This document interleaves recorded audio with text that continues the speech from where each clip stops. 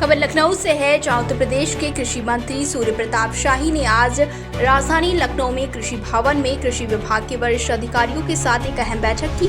बैठक का मुख्य उद्देश्य रबी 2024-25 की फसलों की समीक्षा तथा आगामी खरीफ 2025 की तैयारी को लेकर विस्तृत रणनीति पर मंथन करना था। वहीं बैठक में कृषि मंत्री ने स्पष्ट निर्देश देते हुए कहा कि रबी 2024-25 में प्रक्षेत्रों पर बोई गई फसलों की उत्पादकता जनपद की औसत उत्पादकता से कम नहीं होनी चाहिए।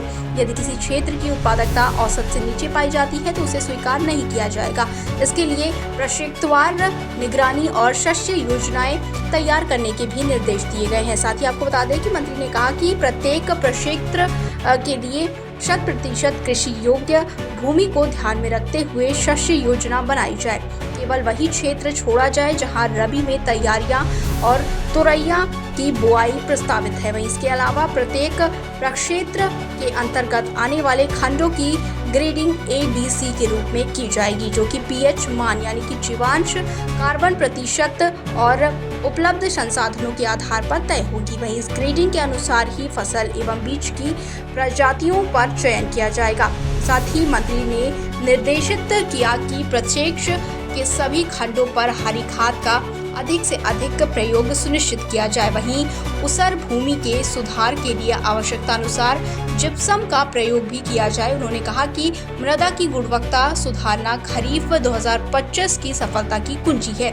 वहीं बैठक में ये भी तय हुआ कि ब्रीडर बीज केवल उन्हीं प्रक्षेत्रों के उपलब्ध कराया जाएगा जिनकी उत्पादकता उस विशेष फसल के लिए राज्य में उच्च स्तर की हो। वहीं प्रत्येक प्रक्षेत्र के खंडों की ग्रेडिंग के आधार पर ब्रीडर फाउंडेशन और सर्टिफाइड बीज की उत्पादकता और उपलब्धता सुनिश्चित कराई जाएगी। वहीं आगे आपको बता दें कि अधिकारियों को निर्देश दिया गया कि अप्रैल और मई महीने में खरीफ 2025 के लिए सभी प्रक्षेत्रों की खंडवार मृदा प्रशिक्षण रिपोर्ट तैयार कराई जाए। इसके आधार पर ही रासायनिक उर्वरकों का प्रयोग किया जाए जिससे भूमि की उर्वरता बनी रहे। साथ ही मंत्री शाही ने बताया कि अब उर्वरकों एवं कीटनाशकों के ड्रोन से छिड़काव की व्यवस्था की जाएगी। इसमें नैनो यूरिया, नैनो DAP, खरपतवार नाशी रसायन और पेस्टिसाइड्स का ड्रोन के माध्यम से नियंत्रित प्रयोग किया जाएगा ताकि समय से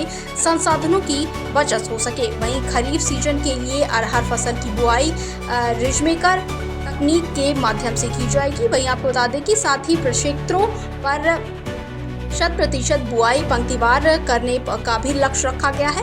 वहीं वीड कंट्रोल यानी कि जंगली घासों का नियंत्रण को भी योजना का अनिवार्य हिस्सा बनाया गया है। साथ ही फसल शस्य क्रियाओं का कैलेंडर तैयार करें और बैठक में ये भी तय हुआ है कि नर्सरी से लेकर कटाई तक फसल शस्य क्रियाओं का एक विस्तृत कैलेंडर तैयार किया जाए जिससे कि किसान वैज्ञानिक तरीके से हर चरण पर सही निर्णय ले सके।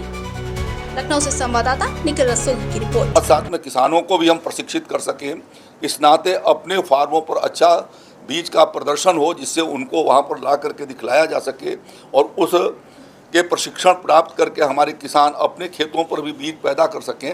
इस नाते यह एक हम लोगों ने प्रयास किया है। तो ये खरीफ के गोष्ठी से ये कार्यक्रम आज हमारी ये बैठक हो रही है और इसका और आगे जैसा मैंने आपको बताया कि अभी अगले हफ्ते हमारे सभी अधिकारी जो यहाँ मुख्यालय पर रहते हैं अलग अलग जनपदों को जाएंगे, वहाँ पर बैठ करके ये पूरी रणनीति तैयार करेंगे। फिर आने के बाद यहाँ पर 3 दिवसीय कार्यशाला 6 मंडल का एक दिन होने वाला है, एक दिन में होगा 6 मंडल और उसके बाद फिर 2 मई को राज्य स्तरीय हमारी गोष्ठी होगी और हमारे लिए उसकी पूरी तैयारी तब तक हमारी पूरी हो जाएगी।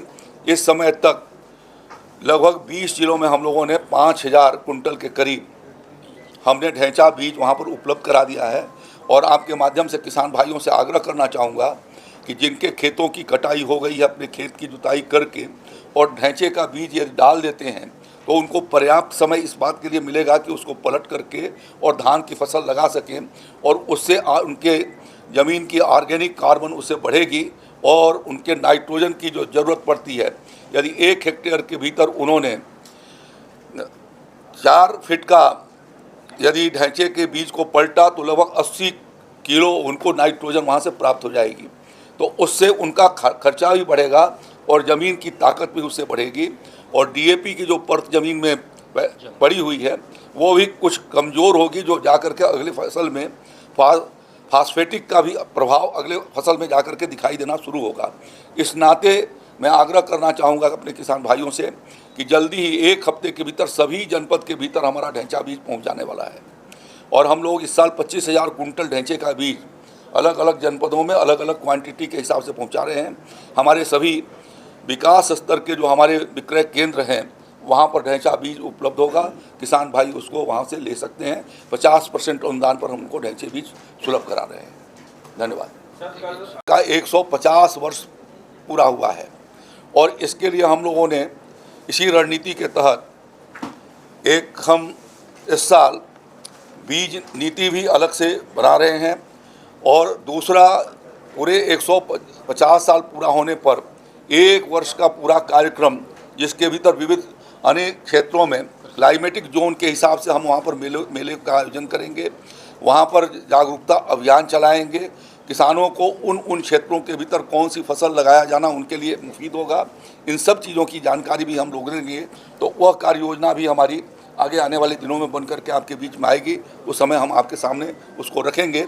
लेकिन यह 1 वर्ष कृषि उत्तर प्रदेश के कृषि की दृष्टि से महत्वपूर्ण वर्ष है और कृषि विभाग और इसके सभी सहवर्ती विभाग मिल करके और पूरी कोशिश करेंगे जिससे उत्तर प्रदेश को $1 ट्रिलियन इकॉनमी का जो लक्ष्य बनाया है हमारे मुख्यमंत्री जी ने, उसको हम जो टाइमलाइन है उससे भी एडवांस हम पूरा कर सकें।